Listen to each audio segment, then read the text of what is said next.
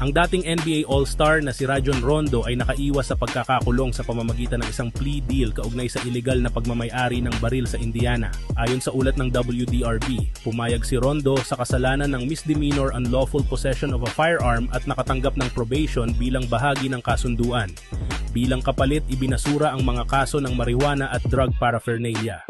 Hahatulan siya ng 180 days ng pagkakakulong, ngunit ito ay nasuspendi at nakakuha siya ng credit para sa 2 araw na sinerve na nagresulta sa probation sa loob ng 180 days.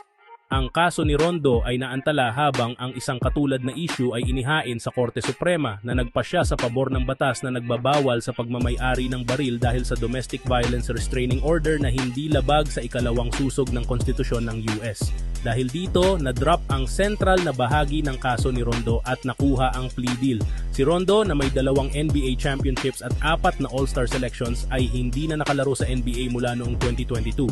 Sa kanyang 16 years na karera ay nag-average siya ng 9.8 points at 7.8 assists bawat laro, kabilang ang isang All-NBA team selection noong 2012, 4 na All-Defensive team selections at 3 season na nangunguna sa assists. Samantala, dito naman tayo sa ating sunod na pag-uusapan sa balitang posibleng pagkuhang muli ng Los Angeles Lakers kay Tristan Thompson. Paalala mga tropa, hindi pa ito opisyal, isa lamang na trade si senaryo ayon mismo sa isang NBA analyst.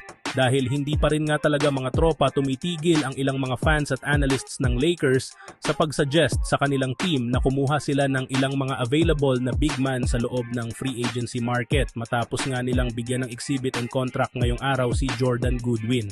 At isa nga sa mga dapat nila ditong kunin ay ang kanilang dating big man na si Tristan Thompson na isa rin naman nga magaling na sentro na kasalukuyang free agent pa rin ngayong off-season. Napatunayan na rin naman nga nito noon na kaya nga niyang sabayan si Nikola Jokic sa ilalim ng basket basta't mabigyan lamang siya ng sapat na playing time.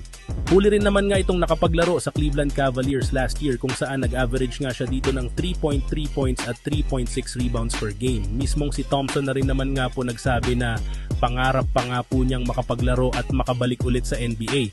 Ngunit kahit gustuin man nga ng ilang mga Lakers fans na kunin siya ay impossible na rin naman nga ito na mangyari since wala rin naman nga na balak pa ang kanilang front office na kunin ito sa free agency market.